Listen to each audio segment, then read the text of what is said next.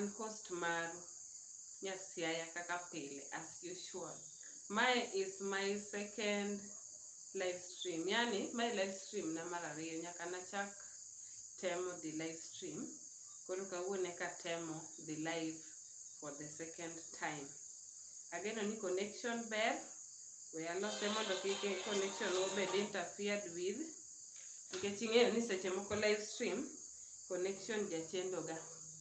To kata kamano ageno ni uduto udhi maber kendo connection ber kabisa. Connection ber abera kabisa. Koro kawuono wadawuoye wachni. Wazoom nugo. Kibrit kitiayo to muoch nitia. Nitia. Onge ng'ama okia kibrit nikech kibrit watiyo godo pile pile. Kibrit ni sani osebedo famous Kenya ka the past 2 days. Kibrit ni famous moloya kata an maloso videos. Mokuongo, gimomiyo Kibrit ni famous. Kapok anyisi gimomiyo Kibrit ni famous, adwaro ni mondo subscribe kendo imi video ni thumbs up. Kapok subscribe yani. To kise subscribe ting'eyo ga kaka waroll.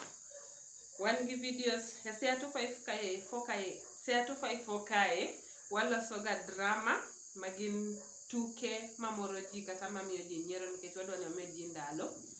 Waloso ga talk shows mabet piny tawuoye topic moro amora ma abiro godo. Nitiere be topic ma un wegi un ema recommend ga. Watimo ga interviews ka wayudo ji joma celebrity gi joma ok celebrity. Interviews tu ma nyalo kelo puonjruok. Ineno gik machalo kamago. Gimoro kendo ma watimo ga seche moko atimo ga lifestyle. Anyalo loso video matin kadhi go abal kata kadhi swimming kata ka wadhi nyocha bale swimming kata ka wadhi kumoro kaka nyocha wadhi Homa Bay atemo ga loso videos matindo tindo kamano. Koro celebrity news be seche moko wakelo ga. To kawuono adhi live stream.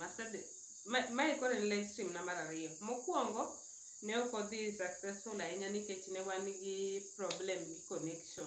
Kawuono taneno ka connection ber.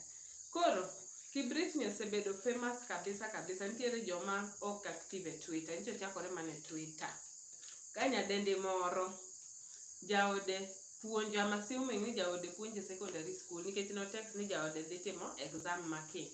Sani joma dhi nono penj mostly gin mana jopuonje mar secondary. Koro oluongo akia kata nini opposite mar chick. Anyway, en gi embe nigi mpango ne moro wakando side dish ma en godo. To dwaro ni mondo miye ich. To kodwaro ni mondo side dish ni omiye ich, to dichuo ni be penjo ni to ka miyi ich do chuori bo fwenyo. To nyadendi ni wacho ni chuori ok bi fwenyo nikech obiro tiyo gang'o Kibrit. Kaito nyathi gi wuok machal gi dhako ni, koro nyathi ok wuok machal gi dichuo.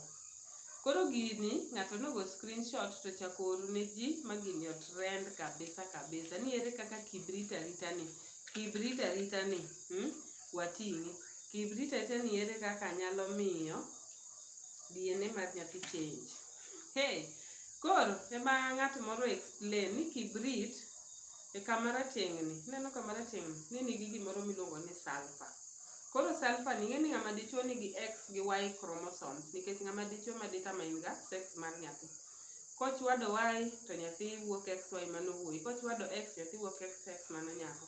Koro ni sulfur ni interfere gi Y chromosomes mar ng'ama dichuo. En onego the Y chromosomes. Kaso nyathi dhi wuok nyako ma en XX.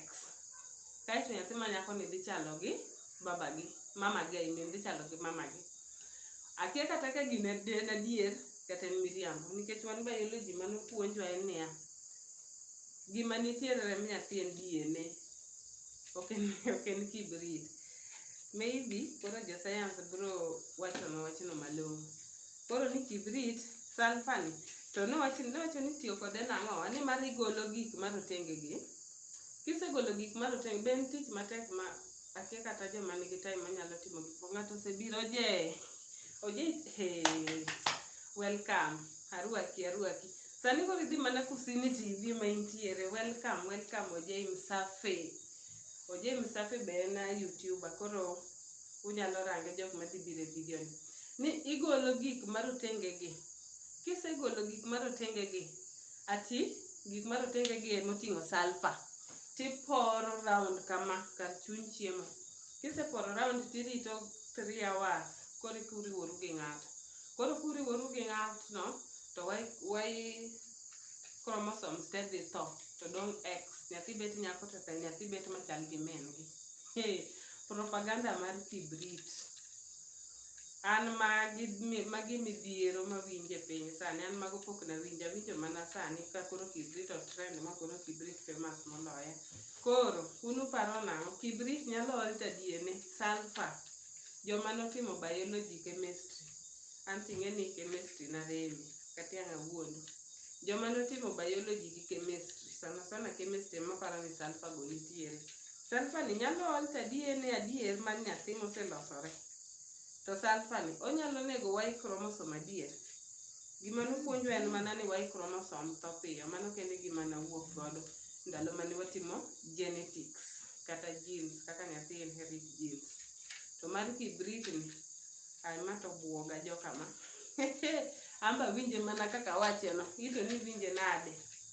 Otherwise, kawuono awinjo mana ka ber mondo koro atema na interact kodu live, kendo live stream ni adwaro kete mana machuok mana 8 minutes. Kaneno kaka dhi kabro nyalore ka connection go oendelea bedo maber, kabro ga dhi live stream at least once in a week.